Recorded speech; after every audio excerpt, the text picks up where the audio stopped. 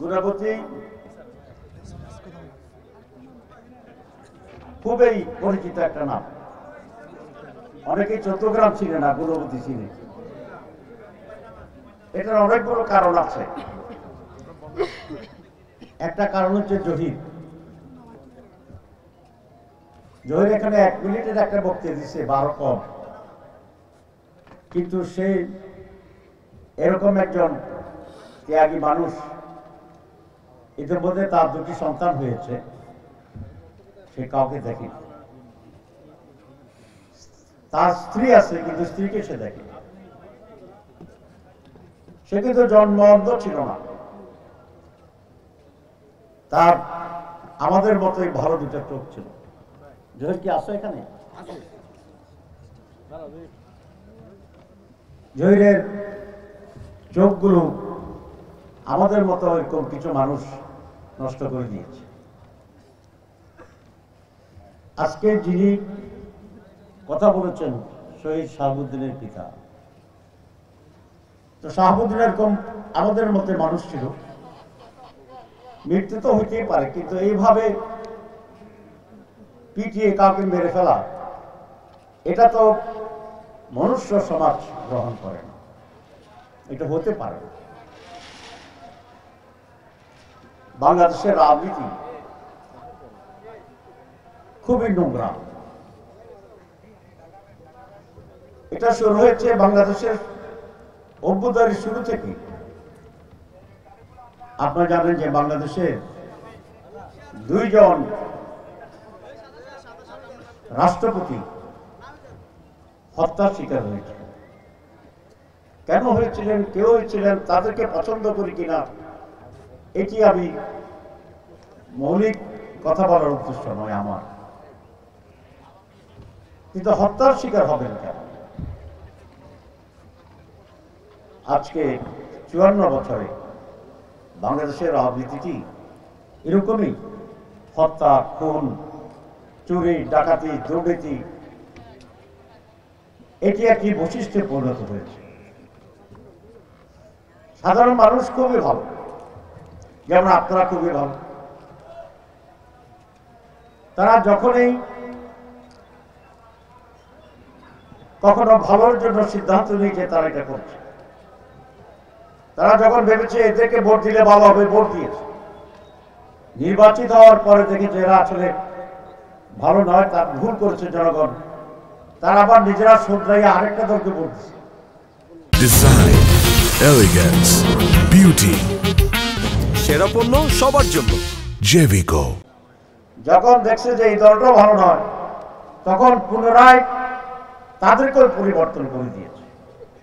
সুতরাং জনগণের সিদ্ধান্ত সবসময় সঠিক ছিল, কিন্তু দুর্ভাগ্য হচ্ছে আমাদের নেতৃত্ব কখনোই ভালো ছিল না। জনগণের সাথে প্রতারণা করেছে, বিশ্বাসঘাতকতা করেছে, ওয়াদা দিয়ে ওয়াদা খেলাপ করেছে, নিজের ভাগ্য করেছে, জনগণকে বঞ্চিত করেছে। এবং জনগণ বারবার রক্ত এবং জীবন দিয়েছে। এই বাংলাদেশ এইভাবে আর চলতে পারে না। জুলাই বিপ্লবের মাধ্যমে স্বৈরাচারের শুধু পতন নয়, বিতাড়ন হয়েছে। আপনারা দেখেছেন এখানে অনেক জীবন এবং রক্ত দিতে হয়েছে, ঠিক কিনা? মানুষ আশা করেছে এবার বোধহয় সত্যিকার পরিবর্তন হবে, নেতারা বুঝবে এবং কিছুটা শুধরাবে। আমরা জুলাই বিপ্লবের পরে ইন্টারিম গভর্নমেন্ট যেটি গঠিত হয়েছিল আমাদের সহযোগিতা, তারা 3টি কাজের কথা বলেছিল, আপনারা জানেন। তারা বলেছিল যারা খুন করেছে, লুটপাট করেছে, তাদের বিচারকে আমরা দৃশ্যমান করব। সেই বিচারে গিয়ে যাচ্ছে কিছুটা। 17 তারিখে রায় হবে 2 একজনের বিরুদ্ধে, আপনারা জানেন। তারপরে বলেছিলেন যে আমরা সংস্কার করব, রিফর্ম। বাংলাদেশ পরিচালনার নীতিতে, বাংলাদেশের শাসনতন্ত্রে, রাজনৈতিক শিষ্টাচারে, ক্ষমতার ভারসাম্য রক্ষায়, নানা জায়গায় প্রশাসনে, গুড গভর্নেন্সে আমরা পরিবর্তন করব। সেই জন্যই ডক্টর ইউনূসের সরকার একটি ঐকমত্য কমিশন করেছিলেন। আমরা 31টি রাজনৈতিক দল মাসের পর মাস নানা বিষয় আলোচনা করে আমরা কতিপয় সংস্কারের সুপারিশ করেছিলাম এবং সেই সুপারিশ মালায় আমার সিগনেচার আছে আলহামদুলিল্লাহ। আমি যখন সিগনেচার করি তখন আল্লাহর শুকরিয়া আদায় করছিলাম এই ভেবে, এই পাড়ার ডেকরার 14 গ্রামের একজন ছেলে রাষ্ট্র কাঠামো পরিবর্তনের সংস্কারের দলিলে সিগনেচার করার সৌভাগ্য হয়েছে আল্লাহর ইচ্ছা। এটি সকলের হয় না। আমার তো অনেক বড় রাজনীতিবিদ আছেন ছিলেন, কিন্তু সব সময় সব কাজের সুযোগ আসে না। ডক্টর ইউনূস সাহেব বলছিলেন আমাকে যে আপনি যে কলমে সিগনেচার করবেন সেই কলমটিও আমরা জাদুঘরে সংরক্ষণ করব। এটা একটা ঐতিহাসিক মুহূর্ত ছিল। আমরা খুবই আনন্দ উদ্বেলিত ছিলাম। শুধু আমরা নয়, প্রায় সকল রাজনীতিক দল থেকে প্রতিনিধি ছিল। আমার পাশের যে চেয়ারটি ছিল সেটা ছিল বিএনপির মাননীয় সেক্রেটারি জেনারেল, তিনিও সিগনেচার করেছেন। কিন্তু আনফরচুনেটলি হঠাৎ করে তারা বললেন যে এই সনদে সিগনেচার করেছি এটা তারা মানে না। প্রসেসের সময় অনেক চেষ্টা করেছিল না মানতে, আলহামদুলিল্লাহ আমাদের ভূমিকায় সেটা পারেনি, তারা বাধ্য হয়েছে। আপনারা দেখেছেন এই নিয়ে নানা রকম টাল বাহানা, নানা কথাবার্তা চলছে, আমি বিস্তৃত বলতে চাই। সংস্কার চাই না কেন? কেন চাইবেন না? সংস্কার না চাওয়ার মানে হচ্ছে আবার সেই 15 বছর অন্ধকারে ফিরে যাওয়া। সংস্কার না চাওয়ার মানে হচ্ছে আবার অন্যায়ভাবে ভোট ডাকাতি করে, ভোট নিয়ে নির্বাচন করে আবার স্বৈরাচার ফ্যাসিবাদ হওয়ার একটি রাস্তা এবং পথ, দরজা জানালা খোলা রাখা। এটি শহীদদের প্রতি বেঈমানি, এটা রক্তের সাথে বিশ্বাসঘাতকতা। আমরা বলেছি বাংলাদেশকে আর পিছনে নেওয়া যাবে না। প্রয়োজন হলে আবার জুলাই বিপ্লবের ডাক দেওয়া হবে, আবার 5 আগস্টের আবির্ভাব হবে। বাংলার মানুষ আর স্বৈরাচার ফ্যাসিবাদে ফিরে যাওয়ার সুযোগ দেখলাম। এই দেশের 4 কোটি যুবক নতুন ভোটার, আপনারা জানেন।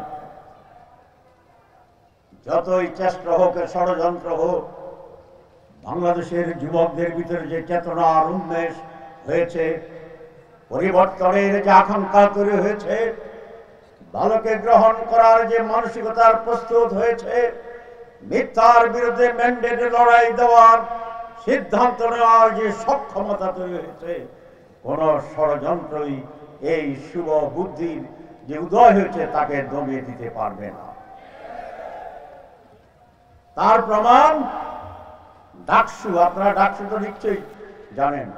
ঢাকা বিশ্ববিদ্যালয়ের কেন্দ্রীয় ছাত্র সংসদ নির্বাচনে সেটা প্রমাণিত হয়েছে। বাংলাদেশের সবচেয়ে মেধাবী ছেলেমেয়েরা হচ্ছে ঢাকা বিশ্ববিদ্যালয়। বাংলাদেশের সবচেয়ে আধুনিক উন্নত মনস্তত্ত্বের শিক্ষার্থী ছাত্রীরা সে ঢাকা বিশ্ববিদ্যালয়ে লেখা করে। আধুনিক, ডাইনামিক, মডার্ন, মেধাবী। অনেকে বলেছিল মেয়েরা ভোট দিবে না ছাত্র শিবিরকে। ঢাকা বিশ্ববিদ্যালয় নির্বাচনে আমি জড়িত ছিলাম, এইবার পরিকল্পনায় আমি জড়িত ছিলাম, পরিচালনায় জড়িত ছিলাম, ষড়যন্ত্র মোকাবেলায় জড়িত ছিলাম। তারা বলেছিল মেয়েরা ভোট দেবে না শিবিরকে। অপরাধ, শিবিরের ছেলেরা মেয়েদের ওড়না নিয়ে টানাটানি করে না, এটা কি অপরাধ? শিবিরকে কেন ভোট দিবে না? শিবিরের ছেলেরা আরো যে অপরাধগুলো করতে চায় ছেলেরা সেটা করে না, এবং সেটা না করাকে তারা বলে এরা আধুনিক না। আমরা দাঁড়িয়ে রাখি, শিবিরের ছেলেরা দাঁড়িয়ে রাখে, ওরা বলতে চায় যে দাঁড়িয়ে রাখা আধুনিক হওয়া যায় না। তো দাঁড়ি কি আধুনিক বা পশ্চাৎপদকে প্রমাণ করে? আমি যখন বিশ্ববিদ্যালয়গুলিতে বক্তৃতা দিতাম, এখনো দিই, তখন বলতাম যে দাঁড়ি থাকলে বলো যে এটা স্মার্ট না, আর দাঁড়ি না থাকলে এটা স্মার্ট। তা আমি বলি যে স্মার্ট আর স্মার্ট না, এটার পার্থক্য হচ্ছে 2 টাকা। তো লোকেরা প্রথমে বুঝতো না যে 2 টাকার আবার এটা কি জিনিস। তা আমি বললাম যে আপনি 2 টাকা দিয়ে যদি বলাকা ব্লেড কিনেন, এখন কি বলাকা ব্লেড আছে? আমাদের সময় ছিল। তো 2 টাকার বলাকা ব্লেড কিনে যদি দাড়িটা কাটা ফেলেন, তাহলে তো আপনি স্মার্ট হয়ে গেলেন নাকি? তাহলে স্মার্টনেসের দাম কত?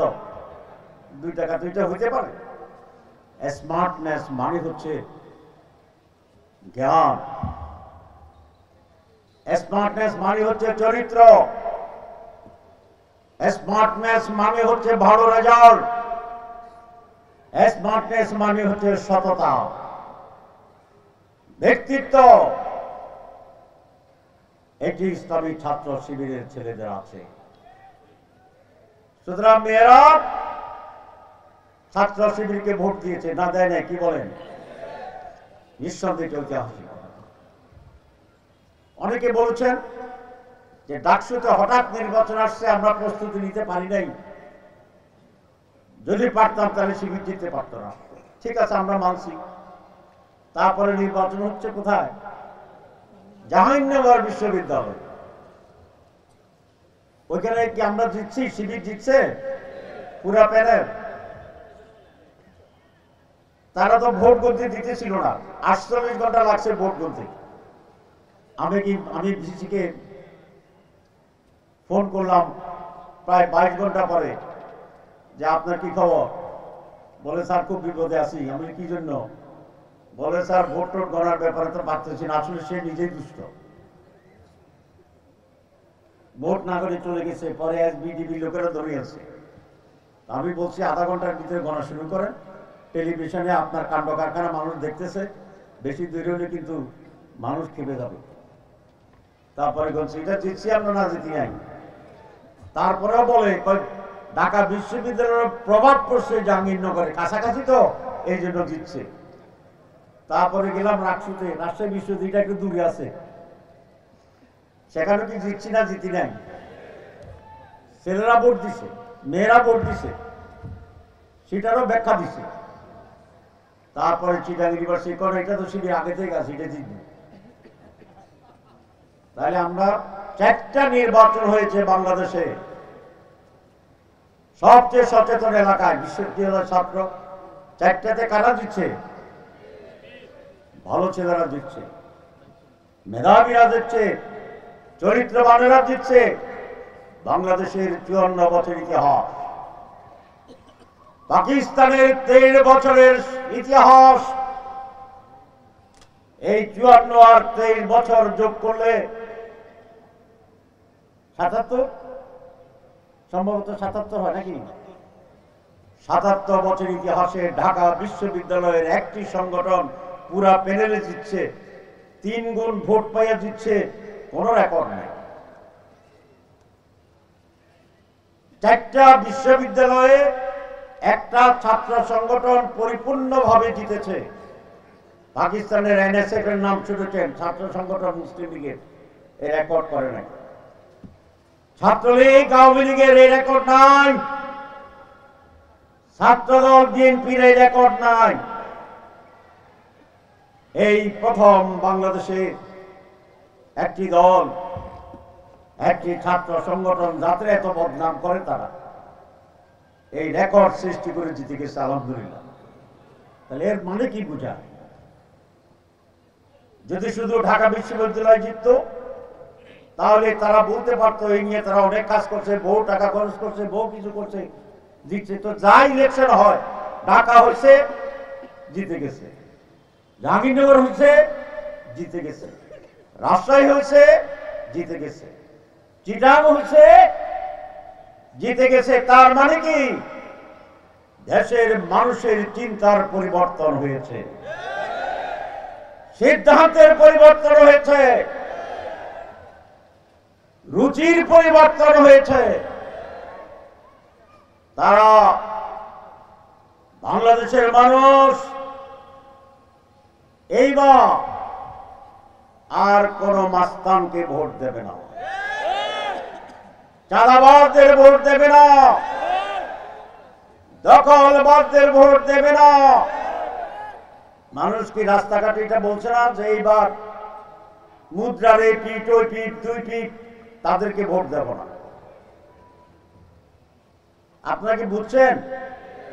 মুদ্রার এক পিঠে কে আছে, আরেক পিঠে বুঝছেন কি না? না বুঝলে নাম বলবো, আর যদি বুঝেন তাহলে আমি ভদ্রলোক মানুষ, কারো নাম বলতে চাই না। তাহলে ছাত্ররা কি প্রমাণ করছে তারা এদেরকে ভোট দিবে না? জাতীয় নির্বাচনে এই 4 কোটি নতুন ভোটাররা এইবার এই দখলবাজ, চাঁদাবাজ, পুরানো রেকর্ড যাদের আছে, দুর্নীতিতে 3 বার চ্যাম্পিয়ন, মাশাআল্লাহ, কয়বার? এইসব চ্যাম্পিয়নদেরকে আমার ভোট দিবে না ইনশাআল্লাহ। এবার মানুষ বলে সব ইসলামী দল যদি এক হয়, তার সাথে আরো 2-1টা দলের নাম বলে যে আপনারা যদি একসাথে আসেন, আমরা এবার আপনাদেরকে ক্ষমতায় দেখতে চান। এবার একদিকে বিএনপি যাদের সম্পর্কে কি বলে আপনারা বলেছেন, আর একদিকে বিএনপির বাইরে যত দল আছে, ইসলামিক, রাইটিস্ট, সেন্ট্রিক, সকলকে মিলে আমরা একটি বৃহত্তর নির্বাচনী ঐক্য করার জন্য চেষ্টা করছি। এটি যদি সফল হয়, আগামী নির্বাচনে এরাই ক্ষমতা সরকার গঠন করবে ইনশাআল্লাহ। সুতরাং যারা গ্রামে গ্রামে বলে আমরাই তো আসতেছি, আপনারা কোথায় আসতেছেন এটা আল্লাহ ভালো জানে।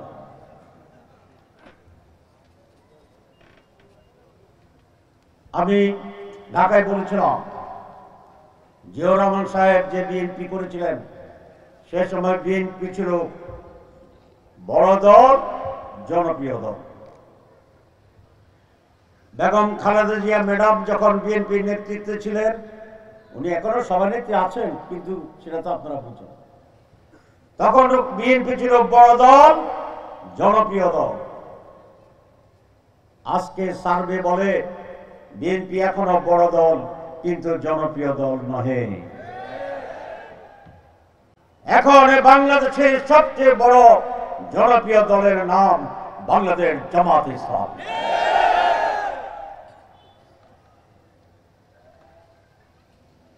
আমি কয়েকদিন আগে প্রধানমন্ত্রীর সচিবালয়ের সামনে একটু জাম হয়, আপনারা যারা ঢাকা আছেন জানেন, তো জামে বসে আছি, রাত 10:30। এক লোক মাথায় পানি বিক্রি করে, আমাকে দেখে হাসতে হাসতে একটু এগিয়ে আসছে। আমি বুঝলাম যে সে বোধহয় আমার দিকে আসছে। জানলা খুললাম, বলে স্যার আপনাকে চিনি। আমি তো চুপ ছিলাম যে চিনি তো হইতে পারে, কোন টিভিতে আপনারা দেখি। আমি ঠিক আছে, আমি সেই ব্যক্তি, তুমি ঠিকই আছো বললাম। তো সে বললো, স্যার আমি রাঙ্গামাটিতে পানির ব্যবসা করতাম, আমি বিএনপি করতাম, আমার দলের লোকেরা এমন ভাবে আমার উপর চাঁদাবাজি করলো, আমি রাঙ্গামাটি ছেড়ে ঢাকা চলে এসেছি, আর এদেরকে ভোট দেবো না, এবার জামাতের ভোট দেবো। তো তার সাথে একটু কথা বলতেছি, জানে দেখে আরেকজন আসছে, হচ্ছে আপনার বাদাম বিক্রি করে। তো ওই লোক আমার পরিচয় করে দিচ্ছে, তার কাছে কয় না স্যারের দেখছি টেলিভিশনে। শুধু আপনারা কম দেখেন, কি বলেন? আচ্ছা, তো বলে স্যার এবার আমরাও জামাতকে ভোট দেব। এরকম অভিজ্ঞতা আপনাদের নাই? এদেশের মানুষ এখন বিপরীত শক্তিকে ভোট দিতে চায়। ইনশাআল্লাহ আমরা যদি সেভাবে আগাতে পারি, আমরাও মানুষের আস্থা যদি আমাদের উপর আসে, কিভাবে বাংলাদেশকে গড়তে হয় সেই পরিকল্পনা আমরা গ্রহণ করছি। এদেশ আর কারো চোখ দুই চোখ নষ্ট হতে পারবে না, যে দলই করে। কারো সন্তানকে হত্যা করা যাবে না, কোন লুটপাট করার সুযোগ থাকবে না। সকলের নিরাপত্তা নিশ্চিত হবে, সকলে তার দল করতে পারবে। কারো অধিকার হস্তক্ষেপ করার সুযোগ আমরা দেব না ইনশাআল্লাহ। হিন্দু ভাইরা আসছিলেন, মিছিল করে শুনেছি, দেখিনি, কিন্তু আমি যখন ঢুকছি একজনের বক্তৃতা আমরা শুনতে পাচ্ছিলাম। আমি 5 বছর নির্বাচিত ছিলাম, সারা চট্টগ্রামে প্রত্যেক ইউনিয়নে হিন্দু ভাইরা আছেন। আমি আজ প্রকাশ্যে গুণবতীতে চ্যালেঞ্জ করছি, সারা চট্টগ্রাম ঘুরে আমার সময়ে কোন হিন্দু সম্প্রদায়ের উপরে কোন জুলুম করেছি এরকম প্রমাণ যদি আপনারা দিতে পারেন, সেই শাস্তি আমি নেব। চট্টগ্রাম প্রপারের শহরে হিন্দুদের একটা পূজা মণ্ডপ ছিল, দামি জায়গা। একটি দলের বাইরে, নাম বলতে চাই না চট্টগ্রামে কারো, পূজা মণ্ডপ দখল করে রেখেছিল। হিন্দু নেতারা আমার কাছে গিয়েছিল, আমি নিজে গিয়ে ওসিকে ডেকে এনে পুলিশকে দাঁড় করিয়ে যে জায়গা দখল করা হয়েছিল ভেঙে দিয়ে আমি ওয়াল করে তারপরে সেটা তাদের দখলে দিয়েছি। তারা অবশ্য কৃতজ্ঞ আজ স্বীকার করে। আপনারা যে দাবি করেছেন শুধু এইগুলো নয়, ইনশাআল্লাহ তার চেয়ে বেশি আপনাদের প্রয়োজন পূরণ করে দেব, আল্লাহ যদি বাঁচে রাখে, তৌফিক দান করে। ইসলামে প্রত্যেকের ধর্মের পালনের অধিকার আছে। আমাদের বিরুদ্ধে শুধু বদনাম বদনাম। কিন্তু এইবার হিন্দু ভাইরা দেখেছেন আমরা কিভাবে তাদের অধিকার রক্ষার জন্য তাদের পাশে গিয়ে দাঁড়িয়েছি।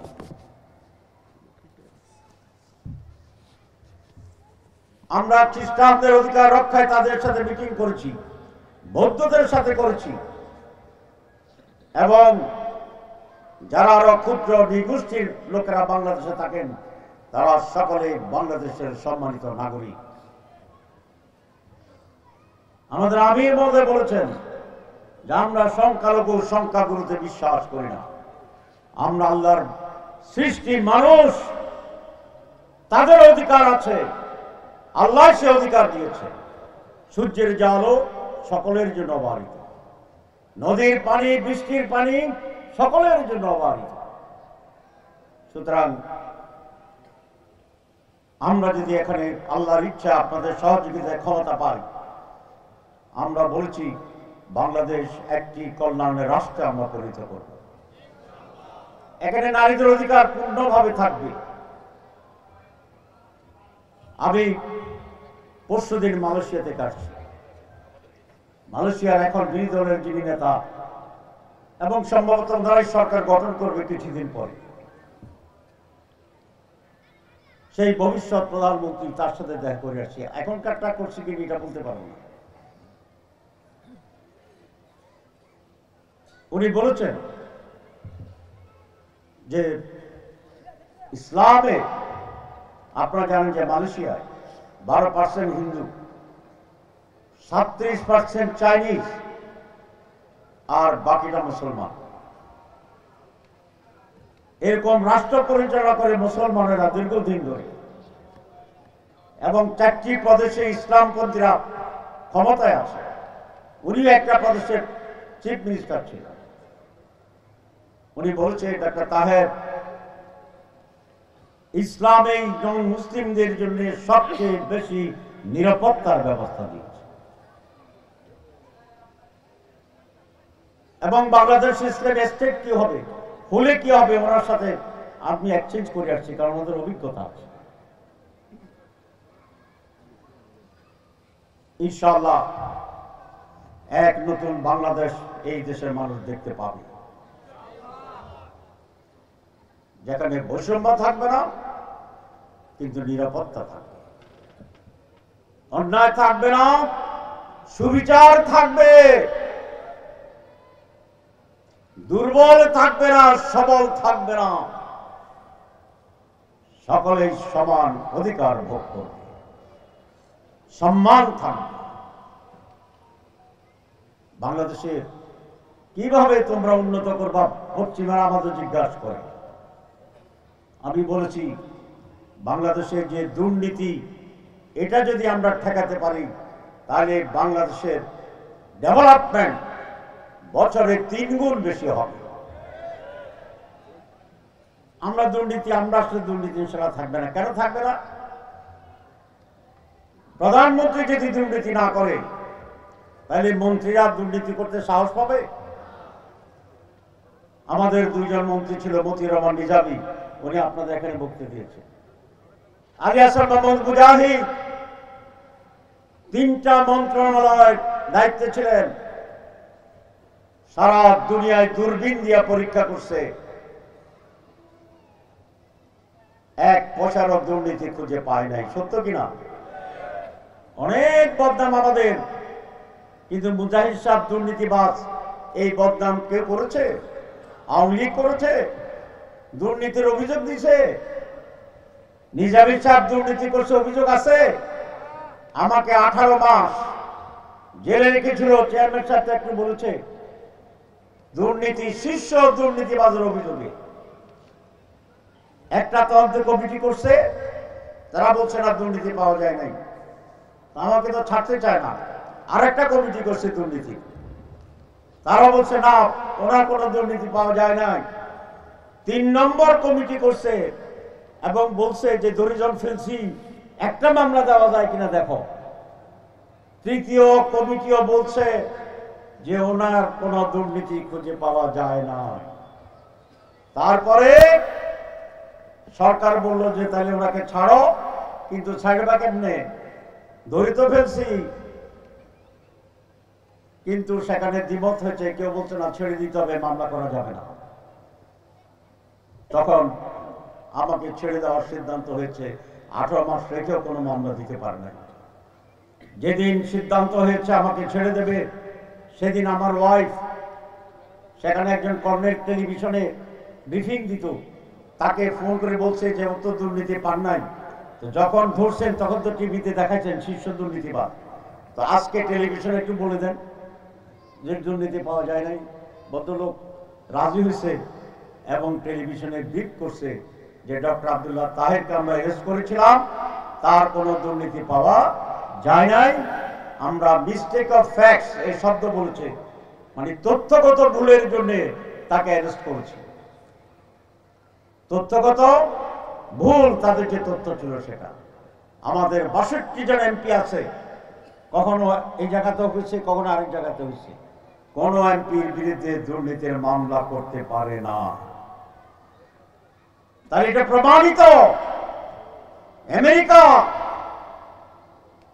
আমাদের সাথে কাজ করবে কিনা, তাদের সাথে আমাদের অনেক পার্থক্য। আমরা ইসলামী দল, আমি বললাম যে তোমরা একটা পয়েন্টে আমাদের সাথে কাজ করো। বলছে সেটা কি? আর বলছে সেটা হচ্ছে তোমরা দুর্নীতি পছন্দ করো না, আমরাও দুর্নীতিবাজ নই। বিশ্বাস করেন, আমেরিকার যে এনভয় আমার সাথে কথা হচ্ছিল, সেই মুহূর্তে সেই বলছে ইয়েস, তোমরা, তোমাদের দুর্নীতির অভিযোগ নেই, আমরা এই পয়েন্টে তোমাদের সাথে কাজ করতে পারি। জামাত ইসলামী যদি ক্ষমতা আসে, ইসলামপন্থীরা সহ, বাংলাদেশের দুর্নীতি রাতারাতি শেষ হবে ইনশাআল্লাহ, এবং উন্নত হয়ে যাবে সব।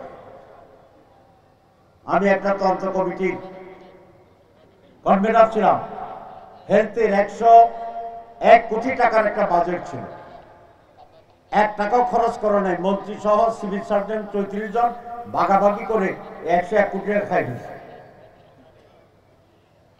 তদন্ত কমিটি হলো পার্লামেন্টারি কমিটিতে, আমাকে কনভেনার করলো। এটা আবার বলে যে জামাত করে তো তদন্তে ওনাদেরকে দেন, ঠিকঠাক হইব।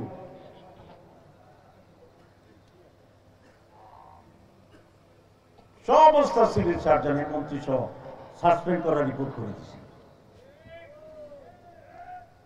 জেলে ছিলাম, আপনারা জানেন। ওই সময় মোশাররফ সাহেব ছিল, তারপরে ব্যারিস্টার মঞ্জুর সাহেব ছিল, আলতাফ হোসেন চৌধুরী ছিল, চিটাঙের মেয়র ছিল। তো আমরা সব এক বিল্ডিংয়ে ছিলাম। আমরা তো ভিআইপি, সরকার একটা টাকা দিত খাওয়ার জন্য। তো পরে আবার আমরা প্রত্যেকেই প্রতিদিন 100 টাকা করে দিতাম। তো এটাকে আমরা ম্যাচ বলতাম। আগে এখন কত ম্যাচ চালাবে কে? মজুর সাহেব প্রস্তাব দিল জামাতের তাহের সাহেবের দেন, তাহলে টাকা তো শুরু হবে না। মানে দেখেন, এমপি মন্ত্রীদের একটা কয়েকজনের ম্যাচ সেখানেও তসরুফের কথা মাথায় আসছে, বলতে তাহের সাহেবের দিন হবে। এই আস্থাটা আছে, আলহামদুলিল্লাহ, এর জন্য ধন্যবাদ। আমরা বাংলাদেশকে পরিবর্তন করে দেব ইনশাআল্লাহ। এবং এই টেবিলে বসে যে কথা বলতেছিলাম আপনাদের থামাইয়া, এরকম একটা বৃহৎ ঐক্যের জন্য একটা বিশেষ দল প্রস্তাব দিচ্ছে। আজকে রাতে আমার সাথে বলবে কিনা, আমি তো অবশ্য রাত বলছি না, আজকে হবে না, কালকে বলবো ইনশাআল্লাহ। সব যদি ঠিকঠাক মতো হয়, আল্লাহর ইচ্ছা থাকে, এমন এক জোয়ার হবে, ক্ষমতা সত্যের পক্ষে এসে যাবে ইনশাআল্লাহ। এই মনোভাব নিয়ে আসেন আমরা আঘা। সম্মানিত ভাইরা, সরি আমি আজকে একটা লম্বা কথা বলে ফেললাম, মাঙ্গি বের করে। আমি না শেষ করে দেই। আমি আপনাদের সন্তান। আল্লাহ আমাকে অনেক সম্মান দিয়েছে, কিন্তু সেটা আমার কাছে কখনোই গুরুত্বপূর্ণ হয় নাই যত না আমি যখন গুণবতী আসি, আপনার সাথে দেখা করি, যে বুক ভরা আনন্দ এবং ভালোবাসা আমি আপনাদেরকে ভালোবাসি। 1986 সাল থেকে আমি যখন তরুণ, তখন থেকে এই গুণবতীতে আমি আসা শুরু করি। আপনারা জানেন কেন জানেন, রাজ্জাক ভাই নামে একজন ছোটখাটো মানুষ, টেইলার ছিল, দর্জি, একটা দোকান ছিল এই রাস্তায়, চেয়ার রাখার মতো জায়গা ছিল না, একটা চৌকি, তারপরে চাটাই, এই নিয়ে বসতো। আমি সেখানে বসতাম। 3-4 জন মানুষ, আমরা এখানে ইসলামের কাজ কিভাবে হবে সেটা নিয়ে কথা বলতাম। আমি তখন ছাত্র শিবিরের বাংলাদেশের প্রেসিডেন্ট। সেই সময় গুণবতীতে একটা কিন্ডার গার্ডেন করার আমরা সিদ্ধান্ত নেই, যেটা এখন আছে আল ফারাবি। ইতিহাসটা এই জন্যই বলছি, এই যে আবেগময় একটি ঘটনা, একটি তরুণ তার ইউনিয়ন ছেড়ে দিয়ে পাশের ইউনিয়নে এসে, আমি তো সেন্ট্রাল প্রেসিডেন্ট, কিন্তু তখনও আমার মর্যাদা অনেক, হাজার লক্ষ তরুণ আমার পিছনে স্লোগান দিত। কিন্তু সেটা বড় করে দেখিনি, আমি সেই চাটের উপরে বসে থাকতাম, উনি 1 কাপ চা খাওয়াইতে। কিন্তু আবেগ ছিল যে গুণবতীতে প্রতিষ্ঠান গড়ে তুলব, এখানে এই সত্যের মশাল জ্বালিয়ে দেবে। আলকোরাতে সেই উদ্যোগ নেয়নি, সে বসার পরিবেশও সবন আমি পাইনি। এই জন্য বলছি আপনাদের সাথে, এখন তো আপনারা অনেক গুরুত্বপূর্ণ গণ্যমান্য মানুষরা, অনেক ধনী লোকেরা, আজকে একটা ইউনিয়নে, এটা তো ঢাকা পল্টনের একটা জনসভা, ছোটখাটো দলের জনসভা না, বড় দলের জনসভা পল্টনের। এটা আমি অভিভূত। আজ গুণবতী সেই 3 জনের, সেই রাজ্জাকে, সেই ছেঁড়া পাটি, সেই ভাঙা ঘটে, গুণবতী আজ বিশাল মহিলা। আমি জামাত ইসলামী হিসাবে আপনাদের কাছে সহযোগিতা চাই না। গণপতির আওয়ামী লীগ, বিএনপি, জাতীয় পার্টি, নির্দলীয় লোক কেউ কি অভিযোগ করতে পারবেন আমি একটি দলের নেতা ছিলাম, আপনাদের সাথে কোনো খারাপ ব্যবহার করেছি? এটা আমার স্বভাব নয়। আমি আমার এলাকাকে ভালোবাসি। এখানে প্রতিটি মানুষ আমার নিজের মানুষ, আপন মানুষ। অন্য দলের কোন লোক কি ঢাকায় রোড অ্যাক্সিডেন্ট করে যদি পড়ে থাকে আমার সামনে, আমি জিজ্ঞাসা করব তোমার বাড়ি গুণবতী কোন দল করো? না, আমার ইমিডিয়েট দায়িত্ব হবে যখনই আমি শুনবো তিনি গুণবতীর লোক, তাকে কাঁধে করে পোলিও হসপিটালে নিয়ে যাওয়া। এরকম অনেক ক্রাইসিসে, অনেক দুর্দিনে আমি অনেকের পাশে থাকার সুযোগ আল্লাহ আমাকে দিয়েছে। অনেক দলের লোকেরা আমাকে ফোন করেছেন, করেন।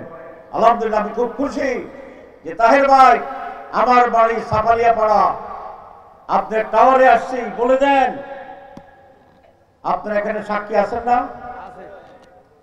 আমি তো যত সম্ভব শীঘ্র ডাক্তারকে বলি, বিল নেওয়ার সময় বলি যত সম্ভব কম নেওয়া যায় যদি প্রয়োজন হয়।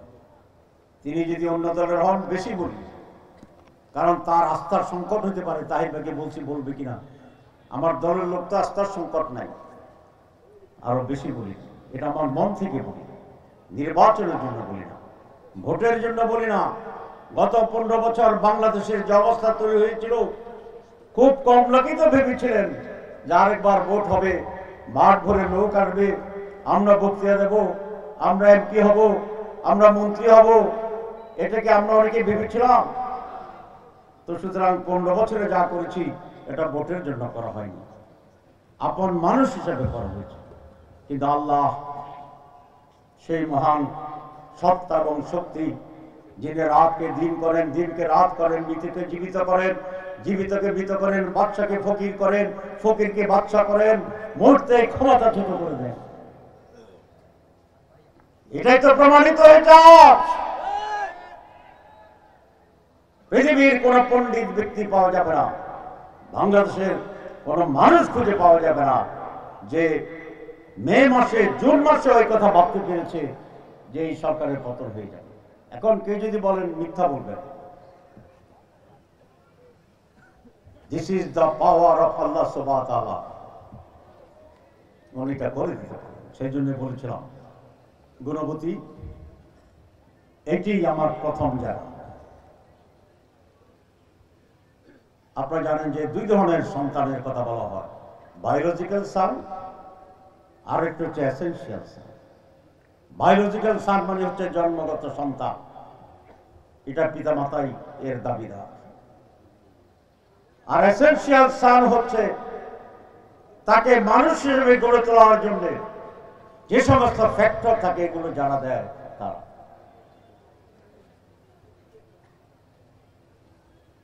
আলেকজান্ডার বলেছিলেন, আলেকজান্ডার দি গ্রেট, আপনারা অনেকে নাম জানেন, I owe my life to my father, to Aristotle, how to live orderly. আমার জন্মের জন্য আমি আমার পিতা মাতার কাছে দায়ী, তারাই আমাকে জন্ম দিয়েছে। কিন্তু কিভাবে একজন মানুষের মতো মানুষ হওয়া যায় সেটার জন্য আমি ঋণী হচ্ছি এরিস্টটলের কাছে, আরেকজন পণ্ডিত ব্যক্তি। So I owe my life to my father and mother. আমার জন্মের জন্য আমি আমার পিতা মাতার কাছে ঋণী দায়ী, কোনো সন্দেহ নাই। কিন্তু একটি বিশাল চিন্তা এবং চেতনার যে উৎসাহ উচ্চারণ, তার জন্য আমি গুণবতীর কাছেও দায়ী। সেই গুণবতী আজকে আমি দাঁড়িয়ে আছি। এখানে আমি কোন দল হিসাবে আমি বলেছি আপনাদের কাছে পরিচিত হতে চাই না, অধিকার খাটাতে চাই না। আমি কমিটমেন্ট ওয়াদা করতে পারি, আল্লাহ যদি আমাকে নির্বাচিত করে আপনাদের সহযোগিতা, নির্বাচিত কি আপনারা করবেন না আল্লাহ করবে? এটা আমি বিশ্বাস করি। আপনারা সকলেই আমাকে ভোট দিলেন, ভোট গণনাও শুরু হইল, গণনাও শেষ হইল, আমি এমপিও হইলাম, সেই মুহূর্তে আমি মৃত্যুবরণ করলাম। হতে পারে না? পারে না? তাই হইল সিদ্ধান্ত, ফয়সালা, ভালো মন্দ, খাইরি ওয়া শাররি মিনাল্লাহি তাআলা, এটা বিশ্বাস। তারপরে কেন চাই? তিনটি কারণে। এক, আমার দল আমাকে নির্দেশ দিয়েছে চট্টগ্রাম থেকে নির্বাচন করতে হবে, কারণ জামাত ইসলামী নির্বাচনের মাধ্যমে মেজরিটি পেয়ে ক্ষমতায় যেতে চায়। দুই, আমার অভিজ্ঞতা, সরকারি ক্ষমতা না পেলে অনেকগুলো বড় কাজ করা যায় না। যেমন বিদ্যুৎ, সরকারি দায়িত্বে না থাকলে, ক্ষমতা না থাকলে বিদ্যুৎ আপনি টাকা দিয়ে কিনে লাগাতে পারবেন না। সেই জন্য চট্টগ্রামে অনেকগুলো বড় বড় কাজ এখনো বাকি। নির্বাচিত হলে সেগুলো করার সুযোগ হবে ইনশাআল্লাহ, এটা আমি খেদমত করতে চাই। প্রথমবার আমার অভিজ্ঞতা কম ছিল, তারপরে বড় কাজগুলো করছি আমি। আপনাদের এই রোডটাও ঠিক করছিলাম 20 বছর আগে। তো আজকে দেখলাম রাস্তা একেবারে স্মুথ, কি বলেন? নাইনডেই ঘুম আসে। আমাদের একসময় প্রেসিডেন্ট, অন্য দলের নাম বললাম না, তো উনি সেই দলের সেক্রেটারি জেনারেল, অন্য একই এলাকার লোক, এলজিডি মন্ত্রী ছিল। তো রাস্তাটা ভালোভাবে করে নেয়। তো উনি বলতেন যে আমি পুরা গাড়িতে ঘুমাইতাম, তো হঠাৎ যখন ঘুম জেগে যেত তখন বুঝতাম যে আমি আমার এলাকায় আসছি। কারণ এলাকায় ঢুকলে রাস্তা খারাপ, ধাক্কা খেয়ে ঘুম জেগে যেত। এটা উনি পার্লামেন্টে বলছিলেন। তো সেটাই দেখলাম আজকে। আমি একটু কাজ করে আসতে চাইছিলাম স্মুথলি, সে কাজটা করি নাই, প্রয়োজন ছিল আমার। কারণ আমাকে বেলাল বলতেছিল যে রাস্তা এত খারাপ, আপনাকে আগেই যাইতে হবে। তো ওই জন্য ওই কাজটা রেখে এই আপনাদের এখানে চলে আসলাম আজকে আলহামদুলিল্লাহ। আমি যেটা বলতে চেয়েছিলাম যে আমি আপনাদের সন্তান, আমি গুণবতীর সন্তান। সে হিসাবে আমার এই অধিকার, আবদার হচ্ছে বিএনপি ভাইদের প্রতি যে আপনারা তো আমার সাথে ইলেকশন করছেন, আমাকে বিজয় করার জন্য ভূমিকা নিচ্ছেন। তা আমি আপনাদেরই তো লোক, আপনারা আমার লোক। দল বিএনপি করবেন, আমরা সাহায্য করব, কিন্তু ভোটার ব্যবস্থা আমাকে দেন এলাকার উন্নয়নের স্বার্থে। আপনি রাজনীতি তো এলাকার জন্য করেন। আমি তো আপনাকে 2 চোখ দিয়ে দেখবো, 1 চোখ দিয়ে দেখবো না। আপনি পরীক্ষা করেন একদিন আমার সামনে এসে যে আপনারা আমাকে 2 চোখ দিয়ে দেখি না 1 চোখ দিয়ে দেখি। I will see you with my 2 eyes, with equal attention and more palatably than my own people of my party. অন্যদের প্রতি একই কথা। নানা জনের নানা মত, নানা পথ থাকবে, নানা দল থাকবে, কিন্তু এলাকার স্বার্থে আমি আপনাদেরও সমর্থন চাই।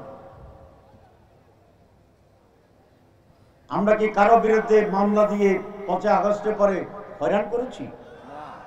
গুণবতীতে কয়টা মামলা দিচ্ছেন? আমি সাহেব দাঁড়ান, একটা দেন নাই। আপনারা সাক্ষী আছেন, নারী সকালবেলা ধরবেন, দিতে পারতাম 100টা। অনেক ঘটনা ছিল। তো আমাকে 22 তারিখে অ্যারেস্ট করা হয়েছিল, 5 আগস্ট আমরা স্বাধীন হয়েছি। 22 জুলাই আমাকে অ্যারেস্ট করেছিল অ্যান্টি টেরোরিস্ট গ্রুপ, যেটা সন্ত্রাসীদের ক্ষেত্রে, তারা গিয়ে নবাব পুলিশ। আমার ওয়াইফ একটু বিচলিত হয়েছিল, কারণ এটা তো বিশাল অ্যান্টি টেরোরিস্ট গ্রুপের বেশভূষা কিন্তু ভিন্ন রকম। তো বলে যে না, ওনাকে তো আমরা সারি ডাকতেছি, কোনো অসুবিধা হবে না। তা আমার গাড়িতে উঠেছে, নিচে নেমে দেখি 18টা গাড়ি এসছে আমার জন্য। তা আমি বললাম যে এত গাড়ি কেন? কয় স্যার আপনার লোক আছে তো, তারা যদি এ করে। তা আমি বললাম আমার লোক যদি বাধা দেয় তো 18 গাড়ি না, 354 গাড়ি আসলে আমার নিতে হবে না। তো তারপরে একজন সেক্রেটারি বলে স্যার কেমন লাগে? তার মধ্যে ভালোই তো লাগে, কারণ আমি যখন এমপি ছিলাম ঢাকা শহরে আমার কোনো পুলিশ থাকতো না প্রটোকলে। এখন তোমরা যে 18টা গাড়ি সামনে নিচে আসছো, আমারও তো বড় বড় মন্ত্রীর মতো মনে হইতেছে।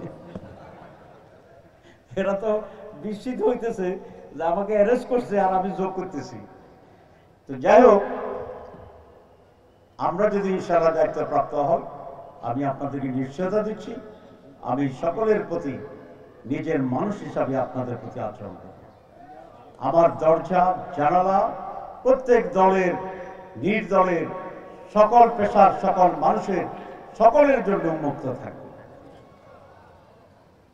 সুতরাং আমি চাই 2001 সালে এই গুণবতীতে আমি প্রায় 95% ভোট পেয়েছি।